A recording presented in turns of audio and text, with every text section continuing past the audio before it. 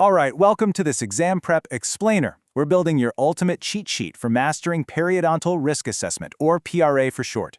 If you're gearing up for dental boards or just want to sharpen those clinical evaluations, you're exactly where you need to be.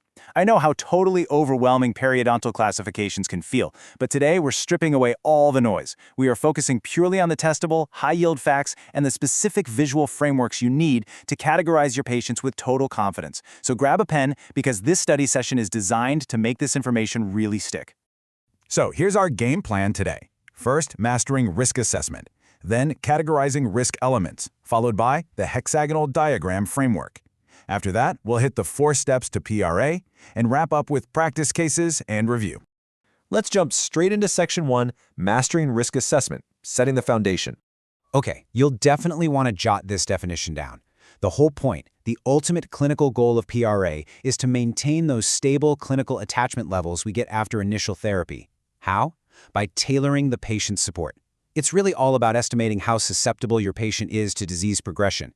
And the absolute key word here is customize. We aren't just slapping everyone on some generic cleaning schedule anymore, right? We use PRA to figure out exactly how often they need supportive periodontal therapy, or SPT, and exactly what that therapy needs to look like. Now, timing is literally everything here. Board exams love, and I mean love, to test sequencing. So permanently etch this into your brain. PRA is conducted exactly 4 weeks after completing Phase 1 therapy. Not day 1, not right after scaling and root planing. You have to wait that crucial 4-week feeling period to see how their tissues actually respond before you can accurately calculate their long-term maintenance needs. Moving right along to Section 2, Categorizing Risk Elements. This is your ultimate cheat sheet. Listen, this specific categorization, it's a massive point loss trap for students. This table right here is your definitive visual cheat sheet for telling the difference between factors, determinants, indicators, and predictors. Examiners will constantly throw a list at you and ask which is which. Notice how risk predictors are historical or clinical signs. Think previous disease history or bleeding on probing. Risk indicators, though, are systemic conditions or habits. They're associated with the disease but maybe lack that absolute causal proof of a factor. Things like osteoporosis or infrequent dental visits. So the absolute crucial point here is how you separate factors from determinants. Don't let the terminology trick you. Just remember, factors like smoking, diabetes management, or microbial tooth deposits, these are things the patient can actually modify or change. Determinants, on the other hand, are background traits, genetics, age, gender, socioeconomic status. These are inherently non-modifiable. You just can't change them. So if a multiple-choice question asks for a modifiable variable, boom, you look straight at the risk factors. Okay, Section 3, the hexagonal diagram framework, laying into Netti's model. We're now going to visually deconstruct the absolute cornerstone of this whole topic. This functional diagram is based on 6 specific parameters that we use to estimate a person's risk for periodontitis progression. And here's the thing, all these factors have to be evaluated together. It's kind of like a giant puzzle. You simply can't assess risk looking at pockets alone or smoking alone.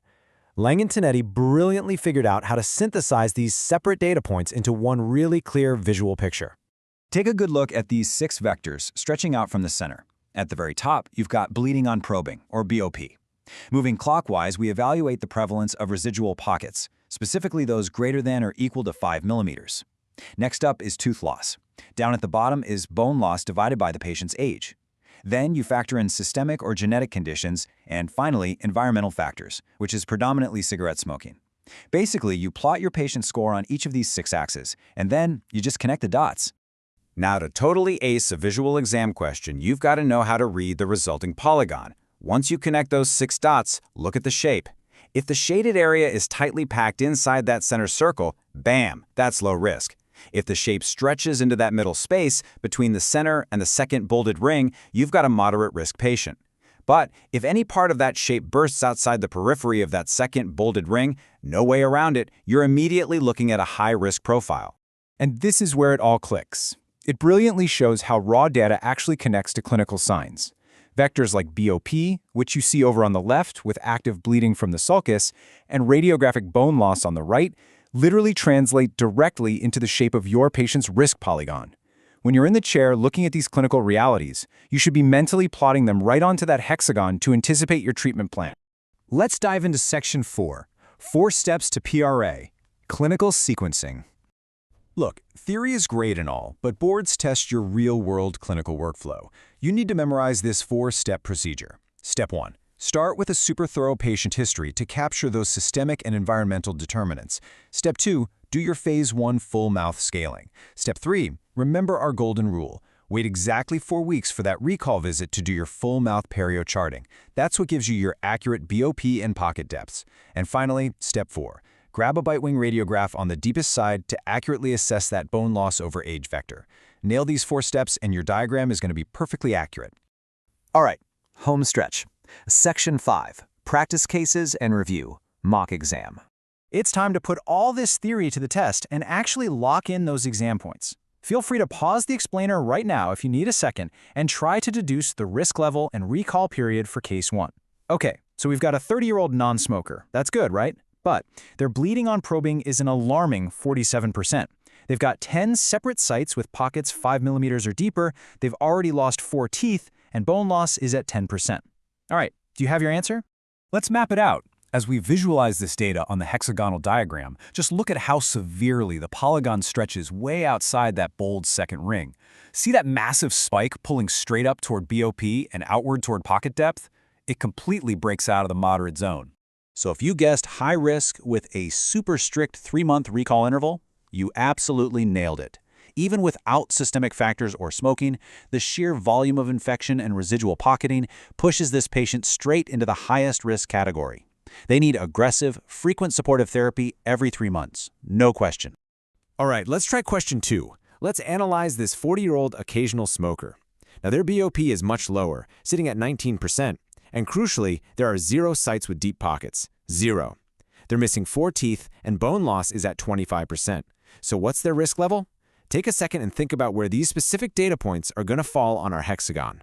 When we look at the diagram for Case 2, the shape stays mostly tucked between the center and that second bold ring. Yeah, you can see some slight pulls toward the environmental vector because of that occasional smoking, and pulling down toward the bone loss over age vector. But notice how it doesn't aggressively break through that outer boundary. Because the polygon stayed securely right in that middle zone, this patient is safely categorized as medium risk. And what does that mean? It allows for a longer 6-month recall interval. Sure, they still need monitoring, especially when it comes to the smoking and bone loss, but the total lack of deep pockets and the lower influation gives us a much more stable clinical picture overall. You know, the absolute most crucial takeaway from this entire study session is perfectly summed up by Dr. Khattab here. Mastering PRA prevents both dangerous undertreatment and unnecessary overtreatment in your future clinical practice. Guessing recall intervals, that's not just a quick way to tank your board scores, it's honestly just bad medicine. Applying this framework ensures that every single patient gets exactly the customized care they need to keep their teeth for a lifetime.